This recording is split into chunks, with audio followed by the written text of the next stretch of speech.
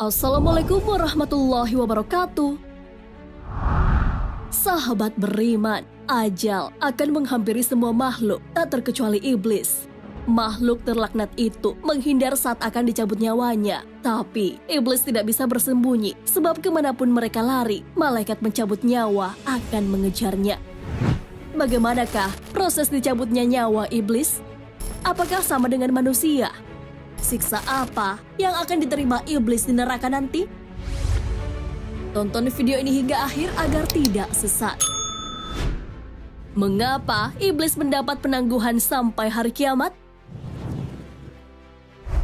Semua makhluk akan merasakan yang namanya mati.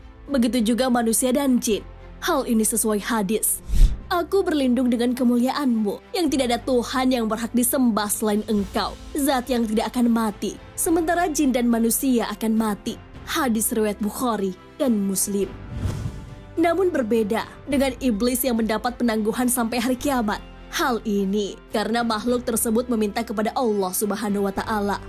Hal ini terjadi saat mereka diusir dari surga dan diturunkan ke bumi. Iblis berkata, "Ya Tuhanku, berilah aku waktu sampai hari mereka manusia dibangkitkan." Allah berfirman, "Sesungguhnya kamu termasuk orang yang diberi waktu, sampai batas waktu yang telah ditentukan." Quran Surah Al-Hijr ayat 36 hingga 38. Waktu yang dimaksud adalah ayat tersebut dijelaskan dalam tafsir Al-Jalalain, yaitu tiupan pertama sangkakala. Iblis mendapat penanggulangan kematian karena ia telah berniat menggoda manusia. Hal ini dilakukan agar manusia yang berdosa bisa menemaninya di neraka nanti. Karena itu, iblis dan pasukannya tak pernah lelah menggoda manusia. Hal ini pun sesuai firman Allah Subhanahu wa Ta'ala dalam Al-Quran. "Kemudian saya akan mendatangi mereka dari muka dan dari belakang mereka, dari kanan dan dari kiri mereka. Dan engkau tidak akan mendapati kebanyakan mereka bersyukur atau taat." Quran Surah Al-A'raf ayat 17. Walaupun mendapat penanggulangan, iblis tetap saja adalah makhluk Allah Subhanahu wa Ta'ala yang akan merasakan kematian. Namun, proses dicabutnya nyawa iblis oleh malaikat maut di akhirat berbeda dengan cara malaikat mencabut nyawa manusia.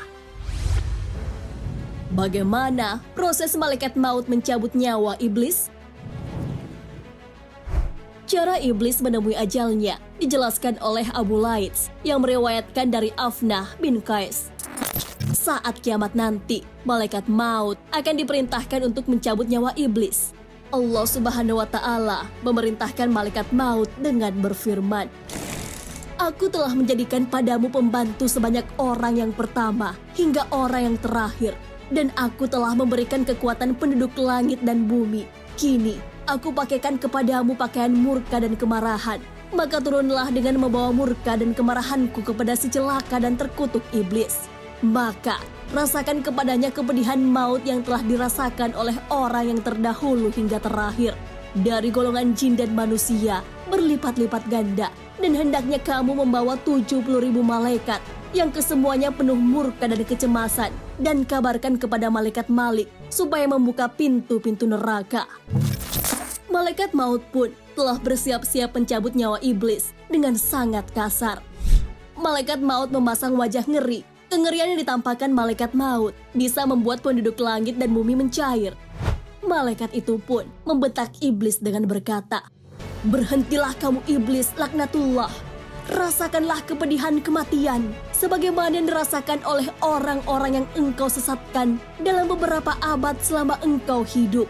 Dan inilah hari yang ditentukan oleh Allah Subhanahu wa Ta'ala terhadap kamu. Maka kemanakah kamu hendak lari?" Iblis berusaha melarikan diri, tapi malaikat maut selalu bisa menemuinya. Iblis lari ke ujung timur, tapi malaikat maut muncul di hadapannya. Iblis kemudian menyelam di samudra, dan lagi-lagi malaikat maut muncul di hadapannya. Iblis tidak menemukan tempat perlindungan dari kejaran malaikat maut.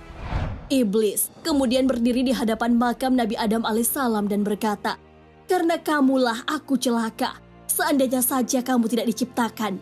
Iblis kemudian bertanya kepada malaikat maut, "Minuman apakah yang akan engkau berikan kepadaku? Dan siksa apakah yang akan diberikan kepadaku?" Malaikat maut pun menjawab, kamu akan diberi minum dari neraka lada. Siksa yang kamu terima serupa dengan siksa ahli neraka, tapi berlipat ganda. Mendengar hal itu, iblis jatuh terguling-guling. Ia menjerit sekuat-kuatnya. Makhluk terkutuk itu kemudian berlari lagi. Akhirnya, ia sampai di tempat pertama kali ia diturunkan. Di sana telah ada malaikat Zabaniyah dengan rantai di tangannya. Saat itu, bumi dikelilingi oleh malaikat Zabaniyah. Mereka menikam iblis dengan bebatuan dari neraka. Iblis pun merasakan sakratul maut yang sangat pedih. Di saat yang sama, Allah Subhanahu wa Ta'ala memanggil Nabi Adam alaihissalam dan Siti Hawa untuk menyaksikan iblis yang sedang sekarat. Nabi Adam alaihissalam kemudian berdoa, "Ya Allah, sesungguhnya Engkau telah menyempurnakan nikmat-Mu kepada kami." Setelah merasakan sakitnya sakratul maut, iblis masih akan disiksa di neraka. Seberapa dahsyat siksaan yang didapatkan iblis di neraka?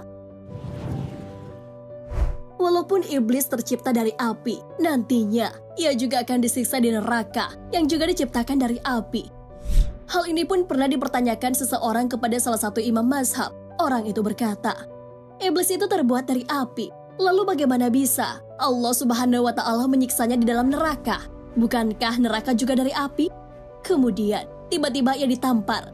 Imam Hanafi pun berkata, tanganku ini terlapisi kulit, tanganku ini dari tanah, dan pipimu terbuat dari kulit dan dari tanah juga. Lalu, jika keduanya dari kulit dan tanah, bagaimana bisa engkau merasakan kesakitan ketika saya menamparmu? Bukankah keduanya juga tercipta dari bahan yang sama, sebagaimana iblis atau setan dari api di neraka? Orang tersebut hanya bisa terdiam tanpa bisa membantah apapun. Allah Subhanahu wa Ta'ala juga telah menyediakan neraka jahanam untuk iblis. Hal ini telah diabadikan dalam Al-Quran.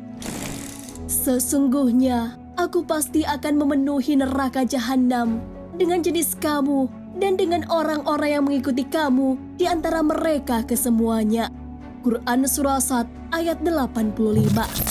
Api yang menyala-nyala di neraka telah disiapkan untuk iblis dan orang-orang yang mengikutinya. Sebelum mereka dimasukkan dalam neraka, iblis terlebih dahulu menyampaikan khutbahnya.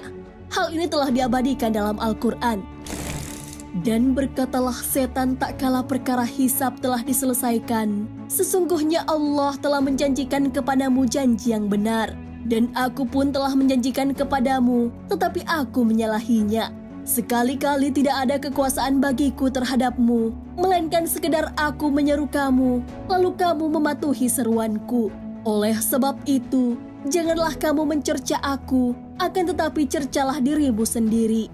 Aku sekali-kali tidak dapat menolongmu, dan kamu pun sekali-kali tidak dapat menolongku. Sesungguhnya, aku tidak membenarkan perbuatanmu mempersekutukan aku dengan Allah sejak dahulu. Sesungguhnya, orang-orang yang zalim itu mendapat siksaan yang pedih. Quran Surah Ibrahim ayat 22. Pada akhirnya, iblis tidak akan mampu menolong siapapun, bahkan dirinya sendiri. Iblis akan mengakui bahwa para nabi menyuruh kepada ajaran Allah Subhanahu wa Ta'ala yang benar, sedangkan godaan iblis adalah hal yang menyesatkan.